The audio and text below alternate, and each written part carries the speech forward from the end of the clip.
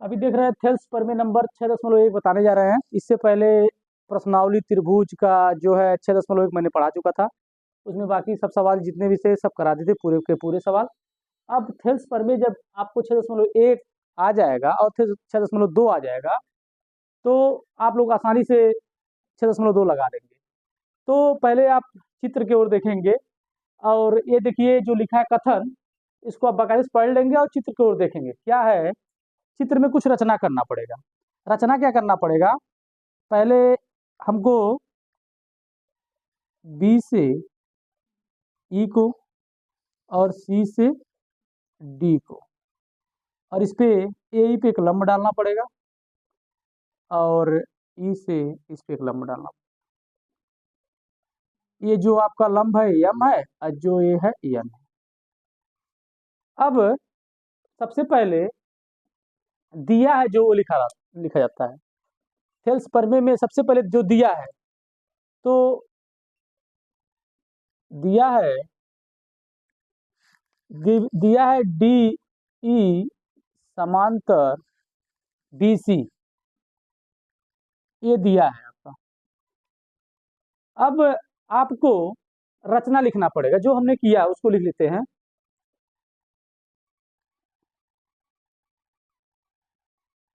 रचना रचना को रचना में बी को बी को ई बिंदु से तथा बी को ई बिंदु से तथा तथा डी को सी बिंदु से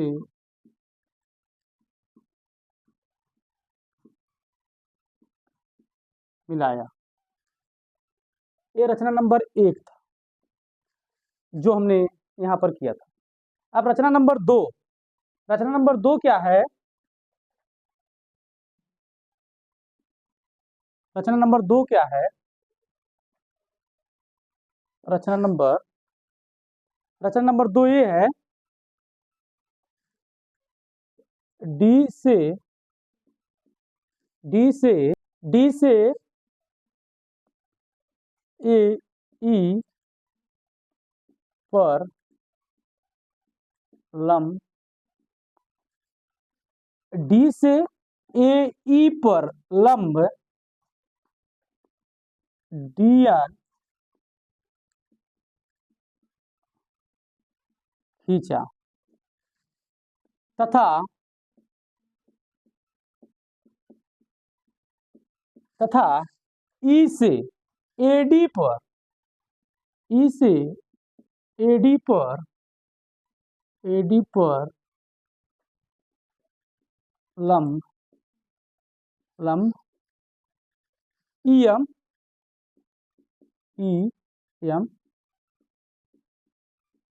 खींचा।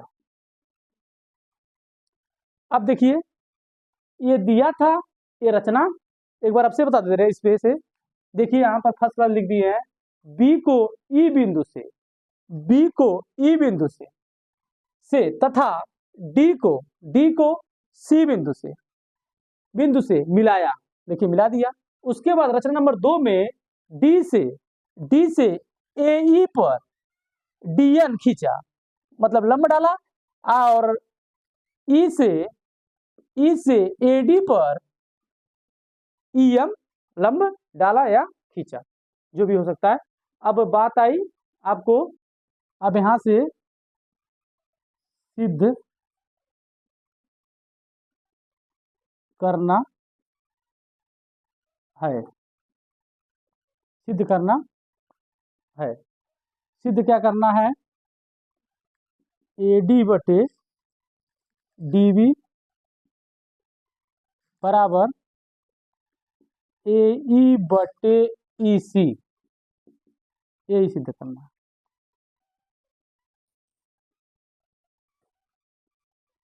अब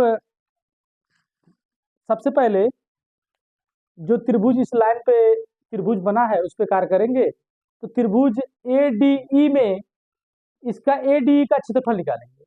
तो ADE का क्षेत्रफल त्रिभुज ADE का क्षेत्रफल बराबर 1/2, सबको त्रिभुज का क्षेत्रफल पता है बाबू, 1/2 आधार गुणे ऊंचाई, आधार गुणे ऊंचाई हो जाएगा। अब 1/2 आधार जो है आपका AD है, तो AD हो जाएगा। ऊंचाई जो है आपका EM, EM हो जाएगा। अब इसी लाइन पर कार्य करेंगे, इस त्रिभुज का काम हो गया। अब इस त्रिभुज में कार्य करेंगे। अब DEB में देखेंगे त्रिभुज DEB का क्षेत्रफल, तो अब सीधे लिख दे रहे हैं, सूत्र तो लिख ही दिए हैं। तो हो जाएगा का 1/2 आधार, आधार आपका DB है, गुणे आपका जो लंब है, ऊंचाई जो है वो का है EM है। समीकरण 1, समीकरण 2। अब त्रिभुज इधर वाला हो गया, इधर से कार्य करेंगे। फिर ADE का क्षेत्रफल बराबर 1/2 गुणे आधार, तो आधार आपका इसमें AE हो जाएगा, AE हो जाएगा, और आपका लंब जो हो जाएगा आपका DM, क्या हो जाएगा DM। समीकरण नंबर 3। फिर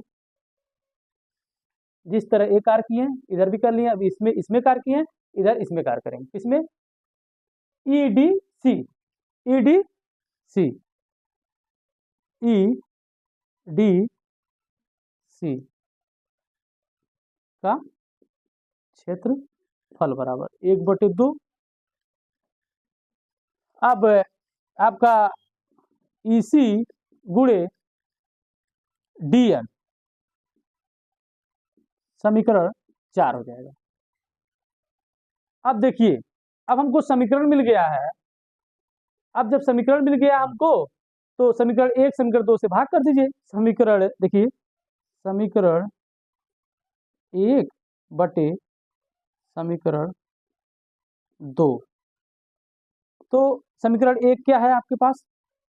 आपके पास है ADE बटे DEB। अब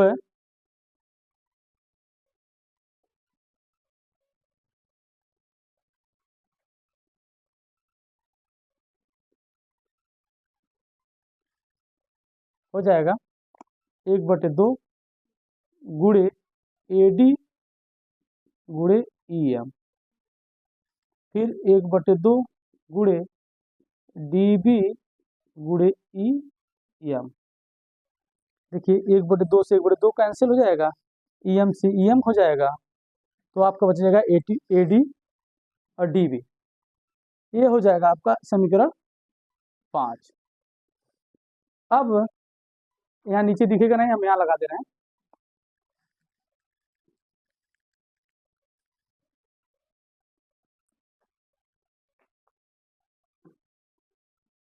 समीकरण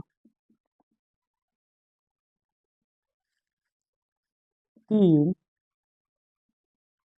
भागे समीकरण 4 क्या है? 3 ADE बटे त्रिभुज EDC। अब इसका 1/2 गुणे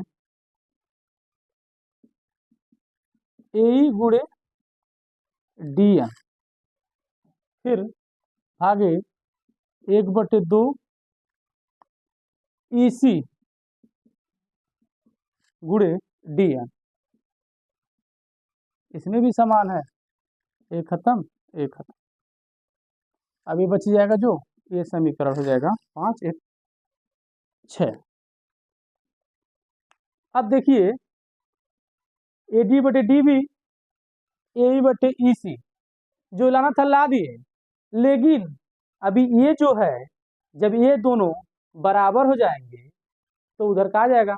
तो अब एक चीज बताने वाले थेल्स परिमेय में, अभी फिर से आप लोग को रिकैप करा देंगे, लेकिन सबसे पहले एक चीज और बताने वाले हैं, एक नोट लिखने वाले हैं आप लोग के लिए।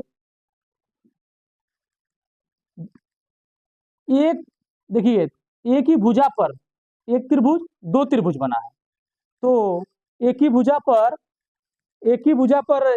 एक भुजा है, इस पे एक त्रिभुज दो त्रिभुज बना है, तो लिखेंगे एक ही आधार, एक ही आधार तथा एक ही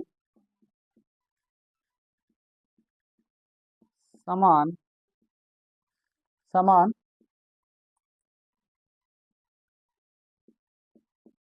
रेखाओं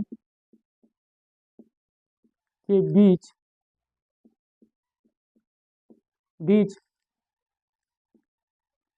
बने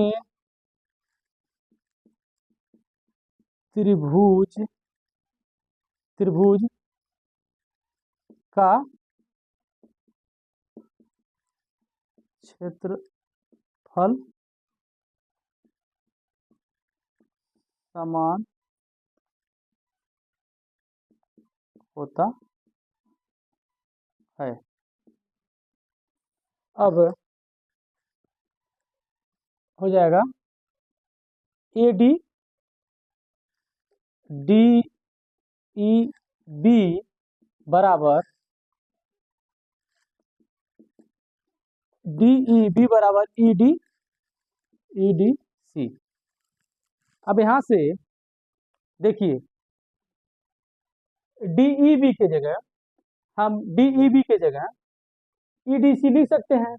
ए बी है, ईडीसी ए बी है, बस हमको चाहे इसको कर ले चाहे इसको कर ले, चाहे ईडीसी को डीईबी कर ले और चाहे डीईबी को ईडीसी कर ले। तो ये जो है आपका, इसी को कर दे रहे हैं हम समीकरण 5। 5 में क्या कर रहे हैं, समीकरण 5 में ए डी ई बटे ईडी डीईबी की जगह क्या लिख सकते हैं, ईडीसी, तो लिख देंगे ईडीसी बराबर आया है आपका एडी बटे डीबी। अब देखिए ये एडीई ईडीसी, एडीई ईडीसी दोनों बराबर है, तो ये दोनों बराबर हो जाएगा। तो मतलब ये है क्या, एडी डीबी बराबर एई बटे ईसी, यही सिद्ध करना था, सिद्ध हो गया। देखिए एक बार फिर से रिकैप करा दे रहे हैं आपसे, समझिएगा। त्रिभुज, पहले त्रिभुज था, इसमें हमने रचना किया, रचना जो किया यहाँ पे बी को ई बिंदु से तथा डी को सी बिंदु से, बी को ई बिंदु से डी को सी बिंदु, रचना नंबर 1 हो गया, मिलाया। रचना नंबर 2 का किया, डी से एन, ए पर डी एन एक लंब डाला और एडी पर ई एम एक लंब डाला, ये हो गया, सिद्ध करना था, ये दिया था। अब हम इधर जो त्रिभुज बना इस लाइन पे, इस रेखा पर, उसमें कार्य किया, तो त्रिभुज का क्षेत्रफल इसका निकाल लिया। तो त्रिभुज का क्षेत्रफल सबको पता है, ए डी ई का त्रिभुज का क्षेत्रफल निकाला तो 1/2 आधार गुणे ऊंचाई होता है। उसके बाद आप लोग जो कंफ्यूजन होता है बहुत बच्चों को, तो किधर कार्य करें, हम फिर से बता रहे हैं, एक बार इस पे कार्य कर लो, इसका निकाल लो। तो इस पे जो है आपका लंब ए है, देखिएगा इस पे लंब आपका ए है, इस रेखा पे लंब, आधार ये हो गया, लंब ये हो गया। फिर ये त्रिभुज लेंगे, फिर ये अब आधार हो गया, ये लंब हो गया। तो दोनों का देखिए लंब जो सेम था कैंसिल हो गया, बच गया ये भी कैंसिल हो गया। यहाँ से देख लीजिए। अब इसका क्या कार्य, जब इस त्रिभुज इधर कार्य करेंगे फिर यही लेंगे ए डी ई, फिर इस पे अब देखिएगा ये आधार हो जाएगा और आधार पे लंब क्या डालें, डीएम डालें। इसमें ये हो गया। अब फिर ये त्रिभुज लेंगे तो ये आधार हो जाएगा, लंब आपका क्या हो जाएगा, डीएन हो जाएगा। तो डीएन से डीएन कैंसिल हो जाएगा, एक बटे दूसरे बटे ये बच जाएगा। अब एक बात और यहाँ ध्यान देना था, यहाँ पर बहुत खास बात, क्योंकि इधर का तो आ गया था, इधर का बराबर नहीं था। तो एक ही त्रिभुज, जब दो त्रिभुज एक ही रेखा पर बने होते, देखिएगा लिखा गया फर्स्ट क्लास, एक ही आधार पे, देखिए एक ही आधार पे तथा एक ही समान रेखाओं के बीच बने त्रिभुज का क्षेत्रफल समान होता है। तो इस पे जो बना है ये और ये दोनों त्रिभुज बराबर है। और उसके बाद हम इनको ईडीसी सॉरी डीईबी के जगह ईडीसी लिख लिए। अब ये दोनों बराबर हो गए, ये आपका आ गया, सिद्ध हो गया। आप लोग हमारे चैनल को सब्सक्राइब करें। नमस्कार।